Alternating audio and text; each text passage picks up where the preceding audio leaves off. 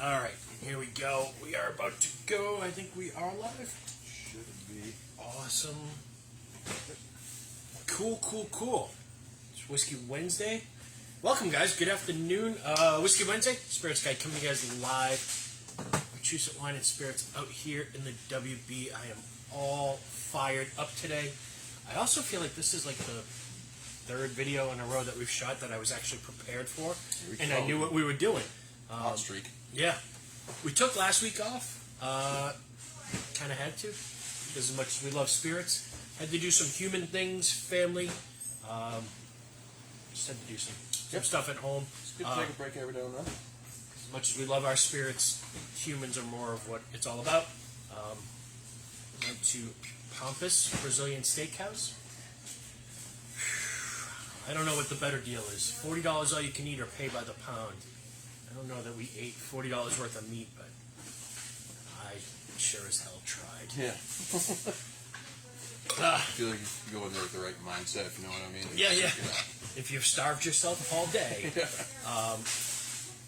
So yeah, it's Whiskey Wednesday. It's the last Wednesday of Scotchtober. Again, I'm going to do a lot of talking, so I'm going to kind of just get into pouring us some drinks. What I've got is a bunch of single malt scotches, mostly from my favorite region, which is the Highland region, in an attempt to kind of highlight the fact that, there's some perceptions about Scotch whiskey and American whiskey, and people think like, oh, Americans invented whiskey. And we didn't. They were making it in Scotland long before they ever got here. Americans didn't invent the concept of moonshining, which is basically making whiskey by moonlight. When the Crown imposed taxes on all the people who were distilling in Scotland, they kind of ran for the hills and the valleys, and they hid out in the woods, and they made whiskey by moonlight, so they were the original moonshiners. One of the other big sort of misconceptions about Scotch whiskey is that it all tastes like campfire, which is part of the malting process where they use peat moss to dry out the barley. Hand up, that was me. Yeah. And it's a very common misconception. Not true. And these are all either lightly peated or completely unpeated whiskeys, mostly from the Highlands, and then a couple from some other regions. Grab yourself a glass there while I get ready to go on some ranting here. First, single malt Scotch, Isle of Jura. I do not know what he's about to go off on. Yeah. So, I don't know where this is going. And also, I put these whiskeys together because I don't think you've had any of these. No, definitely haven't. They're scotches that I wanted to show some love to. Some of these are fairly new to the store. I tasted them. I fell in love with them. I wanted them to share with the people I like to share them with, because that's what spirits are all about. Drinking them with good people. Cool. Yeah, so this bottle, this is Jura 10-year. So Jura is an island off the west coast of Scotland. It's funny, you almost think of it in opposite. The west coast of Scotland is like off the east coast of America. Yeah. But it's basically made to kind of withstand the storms. Okay, that makes sense. Of the design there. It's the only distillery on the island of Jura. Make sure I get my spec sheets here. It's a 10-year. It's 80 proof. Aged in bourbon barrels. Finished in Oloroso sherry. Oh, man. Yeah. Perfect. So, and I'm going to do these in sort of ascending price points as well. So this is clocking in at about $40 a bottle. Okay. So $40 a bottle for a 10-year single malt Scotch finished in Oloroso sherry. Yeah. This is one that I hadn't tried in forever. When I was getting ready to do this video, I thought $40.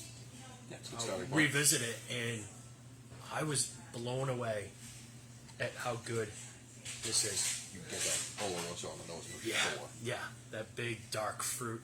So kind of diving right in, a couple of announcements.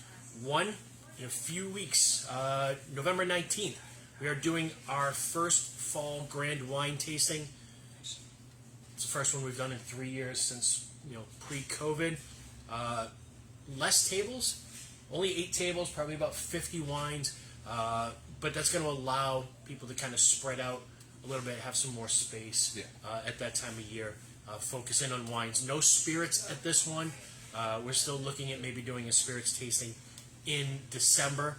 So Just Wine, November 19th, 3 to 6. It's a Saturday afternoon. It's a Saturday before Thanksgiving.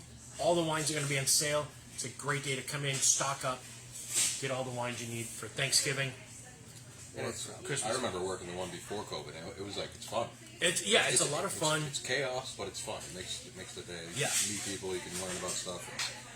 A lot of good energy in the room. Yeah. We will have hand sanitizer stations set up, and light food will be provided. So yeah, that will be good. That's nice. Finally get back into a tasting. That's nice. Yeah. I mean, I've seen some other stores do some really big stuff. We don't have the space for one. Yeah. Two, as we hit November, we start to see these cases going up. Yep. So just want to give people the ability to kind of spread out, but still be able to do this massive tasting. All right, first sort of rant, and it's kind of a good way. I'm going to call somebody out, but call them out for doing good. And it kind of goes against the grain because usually you don't promote somebody else's product or somebody else's store. But I'm going to throw big kudos out there to Ryan out at Julio's, who not only does a great job with his whiskey selection, but there's an election coming up and there's some voting coming up in November. One of the ballot questions, question number 3, has to do with liquor stores in the industry. And Ryan out of Julio's has spearheaded the movement for the vote yes. On 3, we see the signs out there. We have them posted all over the place. It has to do with basically not allowing stores, and I didn't even think that this was a thing, to do self-checkout for alcohol in like supermarkets, which blows my mind that that's even a thing. Yeah. So it sort of takes the ability to ID customers, or at least the focus on IDing customers out. It will allow Massachusetts to accept out-of-state IDs. Massachusetts is the only state in the U.S. that does not allow out-of-state IDs as a valid form of identification. There's some other things that basically prevent the big box corporate chain stores to getting massive amounts of licenses, which provides them an unfair sort of advantage as far as buying power goes and sale power goes. And it's basically trying to protect independent stores like ours, like at Julio's, and like some of the other stores. So, big shout out to Ryan. I know we kind of joke about it and play some friendly competition, but I'll actually put it out there right now. I will invite Ryan to come here hang out with us for a Whiskey Wednesday, or I would love to go and do Ryan's show. A little competition is friendly and fun, but we're all kind of do the same thing. Exactly. Yep. Putting good whiskey in the hands of good people all together. And the other big shout out I kind of want to throw to Ryan. I was looking at his email because I get the emails. It's good to know what other stores are doing and what's going on elsewhere. And in his email, right in the middle, he's got a no flipping policy on his whiskey. So how would you? Now, I don't know how you police that, but I'm all for it. I back it 100%. It's got a no flipping policy. So it's right there that if you buy a product here and we see it online that you're flipping it, we're going to ban you from buying further specialty releases. Again, I don't know how you enforce that or police that or track that, but the fact that it's out there and that there's somebody else who just is basically saying, like, we want to sell whiskey to people who want to drink it, not invest it and turn it over and make a bigger profit. There's not a lot of this stuff to go around, so the people who come into the store and get it should be able to drink it. 100%. I agree. And we say it over and over again, for every one of those flippers out there, you're taking a bottle out of the hands of somebody who actually wants to enjoy it with one of their friends. Mm-hmm. That being said, my next rant and rave, Old Forester birthday bourbon. 1 bottle in. Just one. I have to calm myself because I was on fire yesterday. Our barrel of Old Forester should be here by Thanksgiving, so it's coming soon. It's hard to believe Thanksgiving is like 3-4 weeks away. I know, seriously. So within the next 3 or 4 weeks, that barrel is going to be here. There's only 1 bottle. So the way we're going to sell it is everybody who buys one of our store pick, Old Forester, single barrel store picks, just the Old Forester, your receipt becomes a raffle ticket, and then if your name is drawn, you'll be lucky enough to get to purchase this. So again, I'm going to go against the grain. What do you think of Scotch, by the way? That's awesome. Yeah. Super good. At that price point, too, as you're getting all the flavors, you get the bourbon, you get the old roast, but you also get a little bit of that smokiness, too. It's subtle, though. Mm-hmm. I almost get like little hints of ginger or something in there, like raw ginger. And I always get apples. from that little smoke from these ones, it's like almost like burnt bacon, which I love. Yeah. All right. While I rant and ramble about my birthday, I'm going to call out some big people here. So, for customers who, again, tell your friends, who think that you can just walk in during bourbon hysteria season and just get something at MSRP just because you asked for it. I wish it worked that easy. I wish that we could do that. Here's my story on how I get this birthday bourbon, so you guys understand the kind of stuff that we go through on a store level. And honestly, I don't really care who I offend with this. But basically, we have a barrel of Old Forester coming in, which should entitle me some birthday bourbon.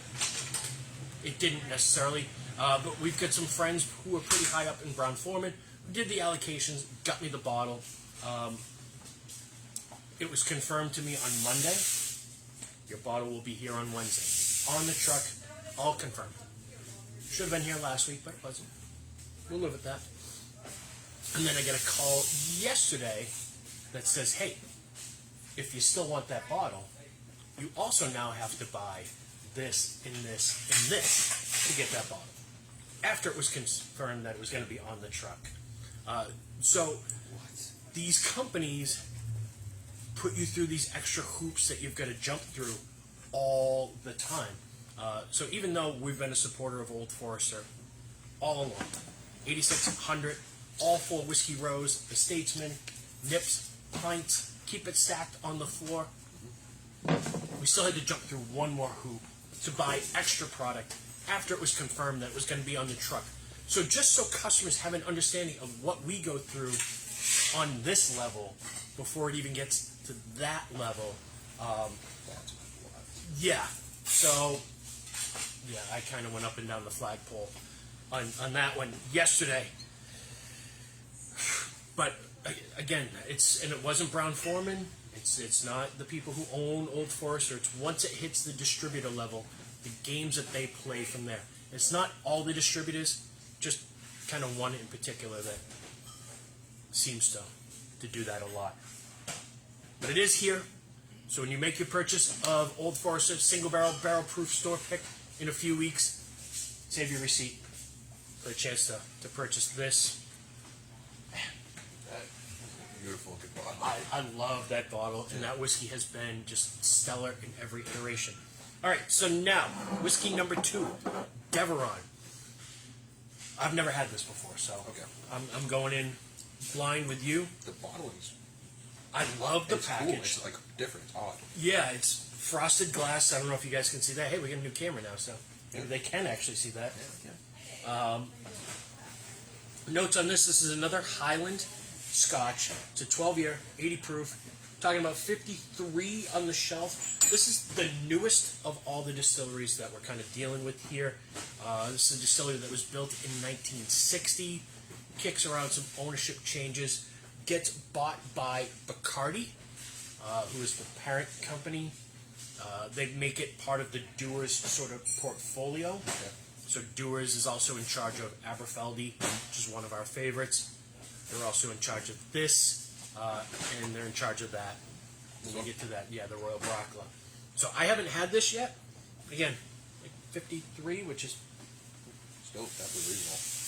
Highlands. So Highland Scotches tend to be a little bit maltier.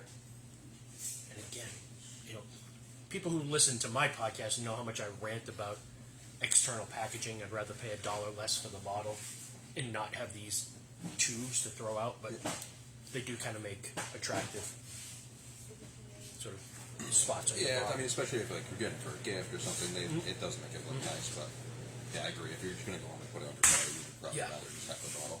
Some of the ones, like the Glenmorangie that comes in a metal Cage, box. I know. You just bring it home and instantly throw it in your recycle bin. Oh my god. Yeah. All right. Dude.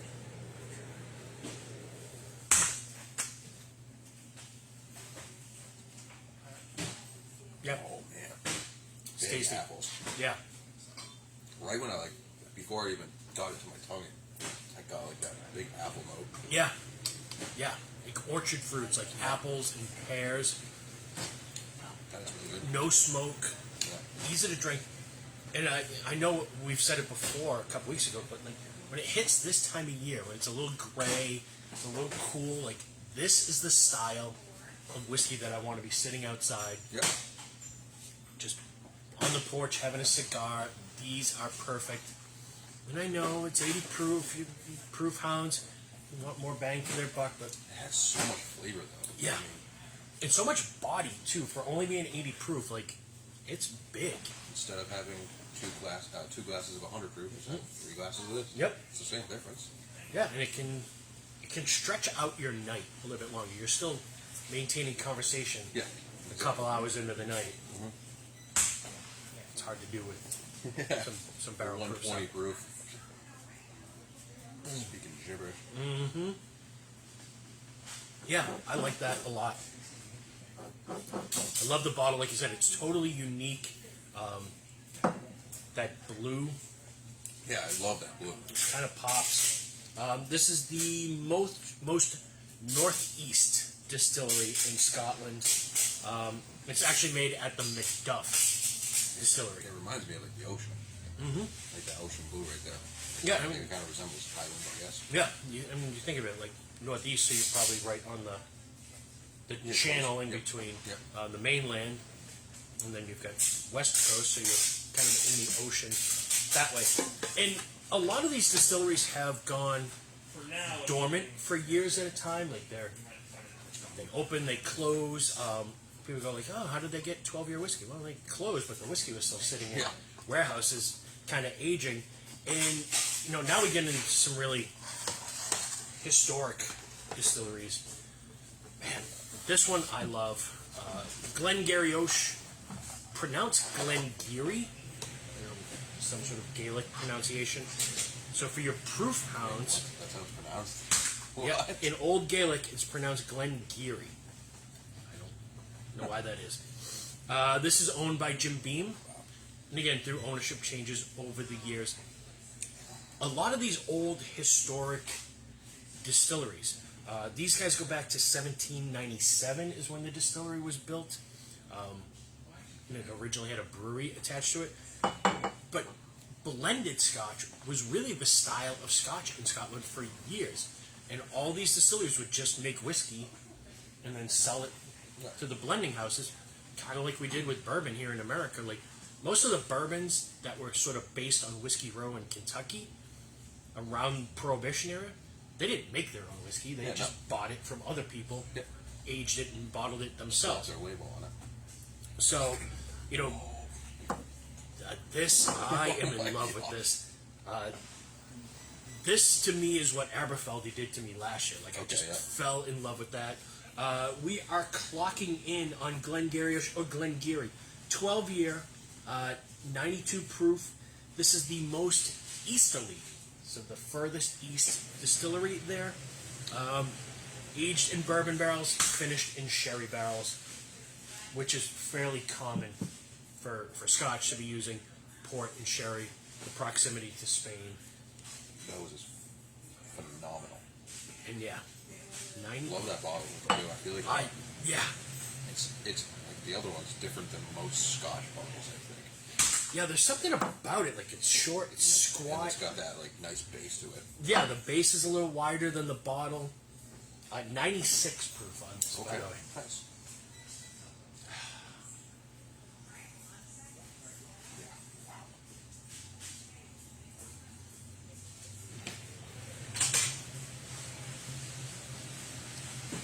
The sherry is there.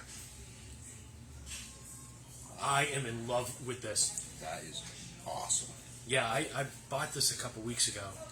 And I was gonna bring it home. And I was like, no, I gotta leave it here for the video because if I bring it home, It's gone. it's never coming back here. I'm gonna have to buy another one. From the front to the middle to the end, it's still giving that cherry.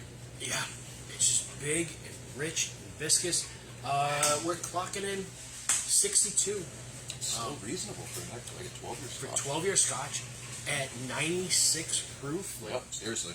that will keep you warm on a cool fall night. Like, just all the flavors. That is. Yeah, I am in love with that. And again, these guys have been around since the distillery was built in 1797. Crazy. It's crazy. Like, And that's what makes the spirit so cool. yeah. It's like there's people in that age making this. Mm-hmm. And we're drinking like history pretty much. Yeah. And the one thing I noticed is, you get into like these 12-year scotches, like these guys have been making whiskey there for 200 years now. Yep. A lot of these was 1797, 1798, like the late 1700s, early 1800s. It's talking almost 200 years of figuring out how to make whiskey. There's no bad single malt scotches in that range. Yeah. You don't get something it's like listening to old jazz albums.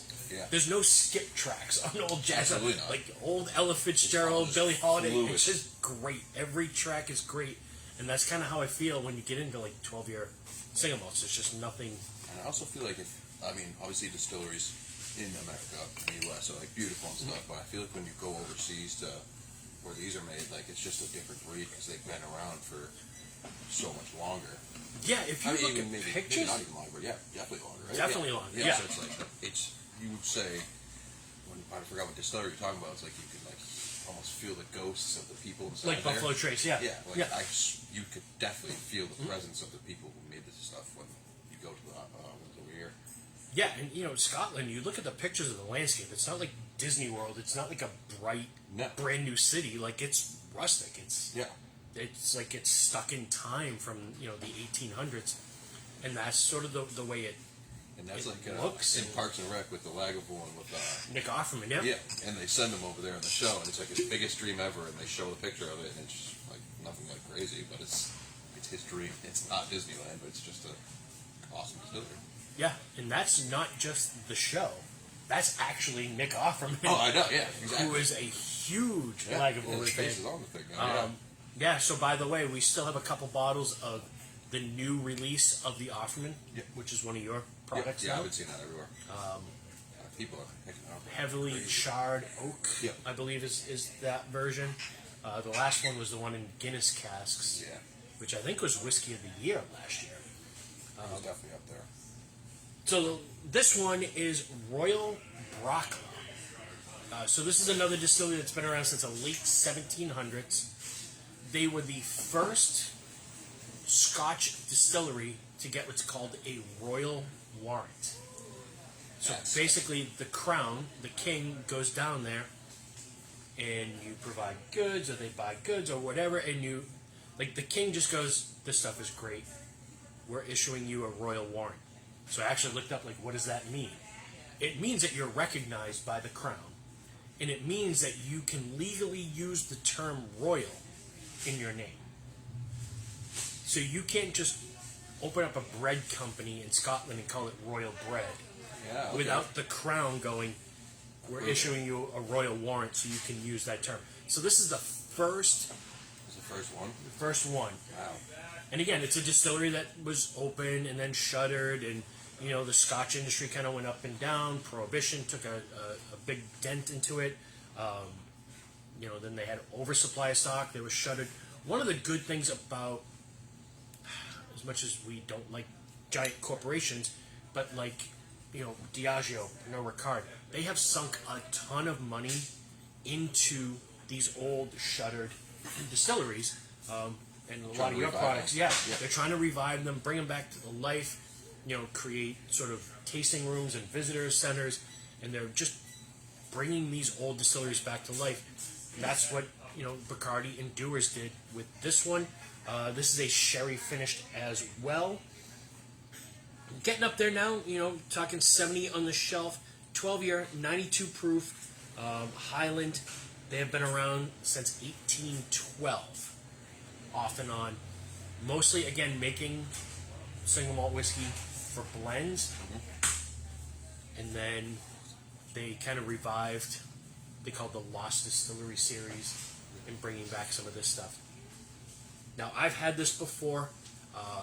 I love this. And there's something about this bottle and the neck that is just diesel. It's diesel. Like the neck of the bottle, I don't know what it is. And the color on it compared to the first two we had. I mean, the one we just tried was similar in color, but it's so dark.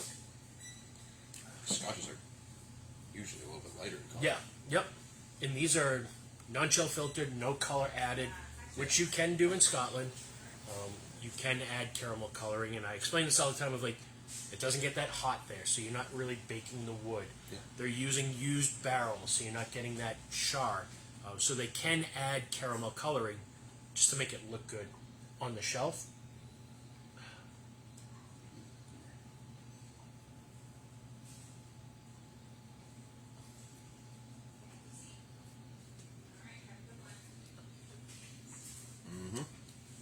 Now, to me, this is the big, sort of bold. This is very similar, but stylish and elegant, like feminine, masculine, like that kind of punches you in the face.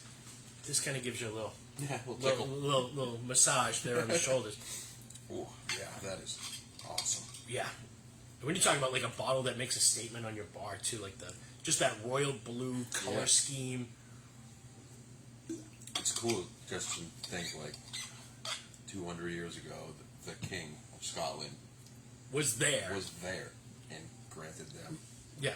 That's crazy. And from the research I did, and I'm sure Peter Thomas, when he sees this at some point, will correct me, but I believe those royal warrants are only good for like 10 years. And then they have to be renewed. Wow. Which means they've been renewed for 200 years. Wow, that's crazy. That must be so nerve-wracking making those whiskey and for having the King to come down to your distillery and you're all just like, oh, he likes it. All right. I saved one for last, mostly because I wanted to try it. And again, in ascending price points, the Royal Baracla is 70. Now we're up to 90. This is one that I kind of brought in without tasting, but it piqued my curiosity. This is Tobermory, and Tobermory also has been around since 1798, embossed right there on the bottle. Awesome. So again, you're talking 200 years of whiskey making, and much like a lot of the other distilleries. Love it. Yeah. So it's the Isle of Mull, which again is off the west coast of Scotland. It's the only distillery on the island. They've been open, closed, changed ownership. The distillery is actually called Ledaig. So every now and then you come across some sort of independent bottlings of like Ledaig Distillery. These guys finally reopened in their sort of present state, I think in 93. 12-year, 92.6 proof. So again, all you proof hounds were like, Scotch whiskey doesn't have enough alcohol in it. Beg to differ. This one does.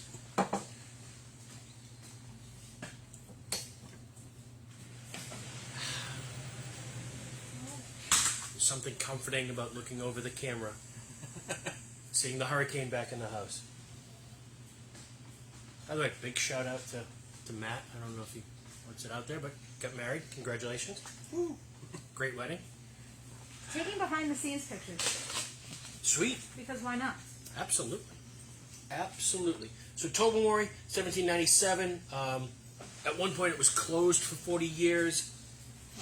This is aged in ex-bourbon barrels. Why was it closed?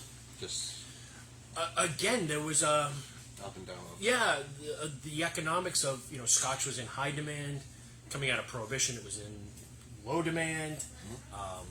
There was an excess. One of the distilleries I read about, like, there was just so much Scotch laying down in barrels in Scotland, like people just stopped making it because there was so much of it. But it is back up and running. The Isle of Mull. I love that package.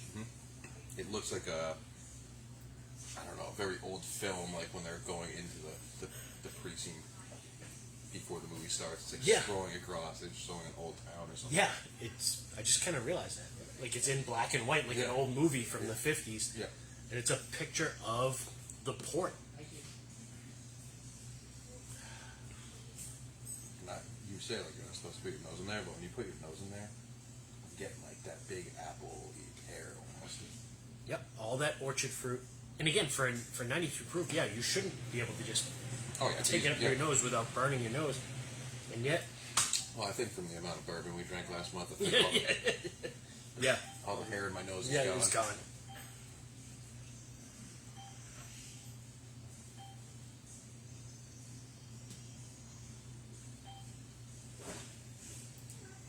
Wow, that is so much different. Big. Wow, is that big? I'm almost getting like some sweetness in the back. Mm-hmm. That is so much different than the other ones. That's fantastic. Yeah. Wow. Which is another great point of, like, these are all 100% malted barley. Same mash bill. Everything.